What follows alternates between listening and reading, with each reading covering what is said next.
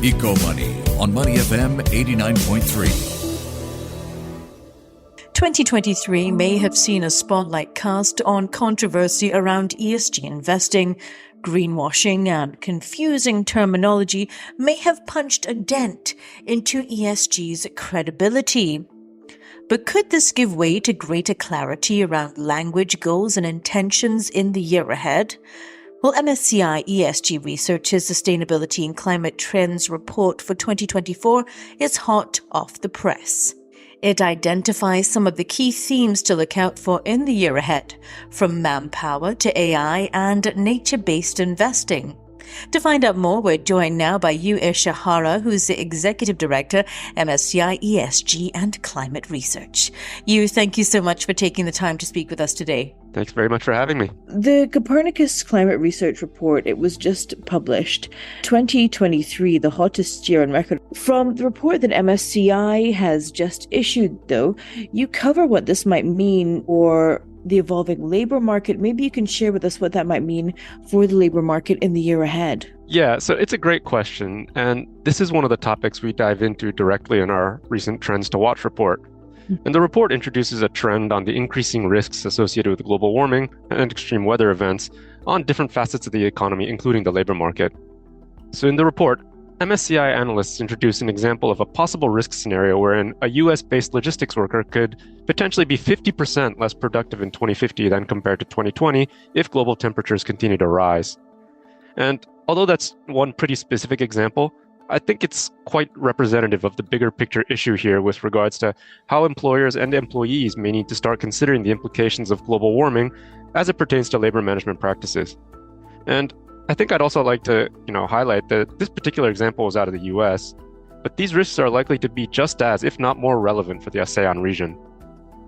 And then further MSCI analysis illustrated that beyond just logistics, there are several economic activities where the labor force could face high risk exposure to rising temperatures. So we're talking industries like agriculture and forestry, construction, mining, or even manufacturing, which can all be seen as pretty critical industries for the region. And so ultimately, as we potentially see more impacts from global warming, different industries all around the world may increasingly need to address such climate risks with new forms of labor productivity and risk management practices as it pertains to rising temperatures. Okay, so what are some of the examples or some of the things that corporates can do to better prepare themselves for this? Certainly. I mean, we can talk about when I talk about labor management practices, we can talk about, workers' conditions. We can talk about, extra benefits that companies might need to pay, as well as sort of maintaining, proper, basic things like air conditioning in factories, these sorts of labor management practices, which I think, may seem kind of standard, but as global temperatures continue to rise, these things are going to become critically, more important all around the world. Yeah, and speaking of the labor market, many people are still working flexibly from home. And this was an interesting statistic that your report highlighted, that the rise in the average cost of US homeowners insurance between 2001 and 2020 was up to, I think, 104%. So, we're talking about what this means for homeowners, the housing market, insurers, and how you see this trend playing out in the coming year as well. Because, if the labor market is hit, what impact is this also going to have on the housing market? Yeah, so I was particularly shocked at these numbers as well when I saw them. But I think it's statistics like this that illustrate that not only is global warming a long-term environmental and social risk, but that the resulting extreme weather events can also have, very immediate financial ramifications for the economy today, which includes obviously the housing market, and then we're talking homeowners as well as insurers. So extreme weather events such as flooding, cyclones, wildfires, the occurrence of these things are, increasing around the world. And this has posed a very real challenge for homeowners and would-be home buyers in these high-risk areas, who obviously need to, start factoring in a higher likelihood of their homes facing such risks, before buying or selling. And then from the other side of the picture, we also see the home insurers who are quickly needing to reprice the premiums and policies to account for the increasing likelihood of damages from these extreme weather events. But all of this basically means that the cost to insure homes, particularly in these vulnerable areas, is going to go up, which in addition to an inflationary economy is, only further going to pinch consumer wallets.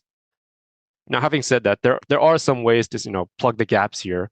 including things like policy assistance. But at the end of the day, it's going to be the entire economy, whether it's the homeowners, the governments, insurance companies, basically all of the invested stakeholders here in the housing market that need to reprice these risks.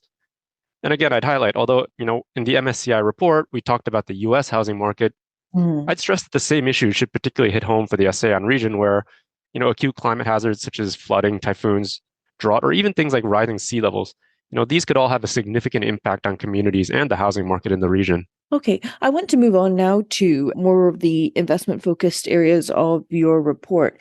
And, on EcoMoney, we've spoken quite a bit about greenwashing, and I liked this particular area of the report where you highlight it's not what a company says in the report, it's where they say it that investors should be aware. We've spoken a lot about phrasing and different terminologies used when it comes to greenwashing. What should investors be aware of? Because you also say that investors need to look at the small print for companies when they're looking to reduce or report their emissions. What do we need to keep an eye out for? Yeah, so I think there are two sides of the coin to understanding this discussion.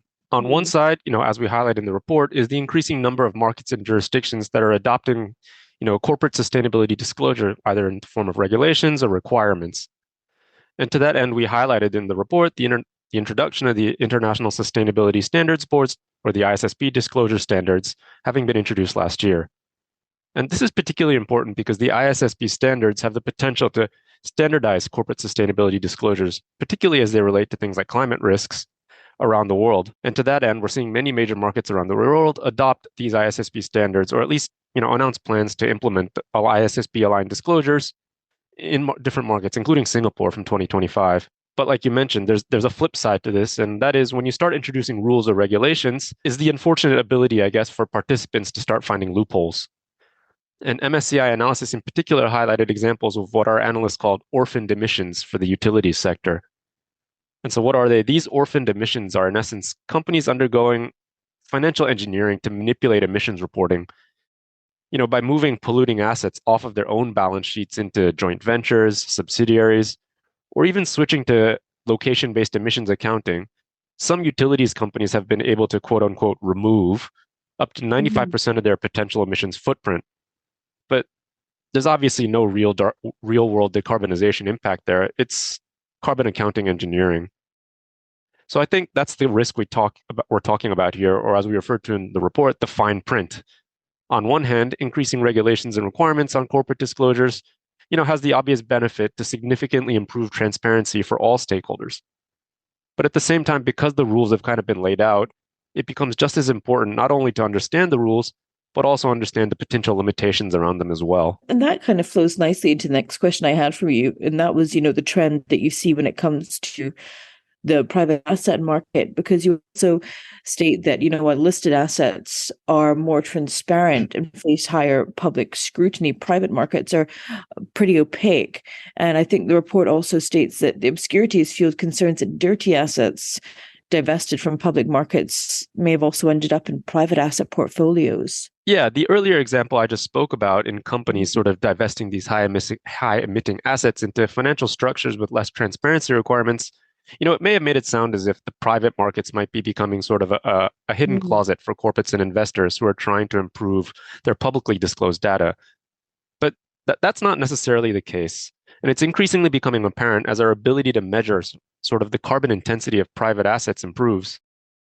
And this is due in part to some increases in reported data from the private markets, but more importantly, it stems from the increasing use of improving estimation models that help more accurately assess private assets emission data. So using emission models built off of publicly disclosed data from different industries, which I would remind you, standards like the ISSB are only likely to encourage more of, we're increasingly able to more accurately model and estimate private assets emissions data.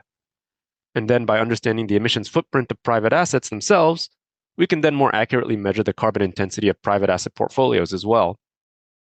So going into 2024, we're seeing a similar trend in both the public and the private market assets for general improvement of transparency, particularly as it relates to emissions footprints. And while the public markets will increasingly rely more and more on corporate disclosures, for private assets, again, while we do anticipate some increases in reported data, thanks to initiatives like the ESG Integrated Disclosure Project, we're ultimately talking about the use of estimation models that are going to be based on this more increase in publicly available data. And then investors will have better insights into private assets emissions, which, not only might prevent some of those orphaned emissions we mentioned earlier, but in general should give private market investors better information on how their investments could be contributing to funding the low carbon transition. Lastly, I'd like to ask you in terms of some of the key trends you see when it comes to investing nature-based solutions. What are some of the trends we can expect in the year ahead? It's as Peter Drucker famously said, if you can't measure it, you can't manage it. And so to understand the links between financial risk and biodiversity impacts, it's first important to arrive at a common understanding of what the market means by biodiversity loss. And only then can we kind of attempt to really measure it. So for emissions and greenhouse gases, the common accepted measurement unit is carbon dioxide equivalents. But when we talk about biodiversity loss, it can come from land use, water use, and of course emissions. So finding a way to synthesize all of those impacts into a common unit would go a long way towards understanding and measuring the biodiversity impacts of different assets and investments. And so the Task Force for Nature-Related Financial Disclosures, the TNFD framework, suggested a unit. It's called Potentially Disappeared Fraction of Species, or PDF. And it attempts to measure the risk of global species extinction as one unit of measurement for biodiversity impacts.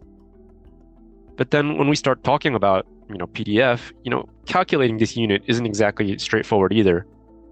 So MSCI analysis illustrated one way to potentially measure PDF was to focus on ways a company may put pressure on the environment in specific locations. And we kind of measure this by aggregating the stresses arising from land use, water use, as well as emissions emitted in the region. So then based on MSCI's calculation of PDF, we found, unsurprisingly, that high-emitting industries like utilities to be among, the potential highest contributors to global species extinction. But then we also think industries like consumer staples, and this includes agricultural product companies that use large areas of land for production, could also be heavy contributors. And again, these are industries which should hit home quite hard for the local markets in the ASEAN region. So as we move forward, through measuring biodiversity impacts through indicators such as PDF, we can start to more accurately measure companies' direct impact on biodiversity loss, as well as the ramifications on investment portfolios invested in such companies. That was Yu Ishihara, who's the Executive Director at MSCI ESG and Climate Research, speaking to us about the latest MSCI ESG Research Sustainability and Climate Trends Report. I'm Rachel Kelly, and you've been listening to Eco Money on Money FM 89.3.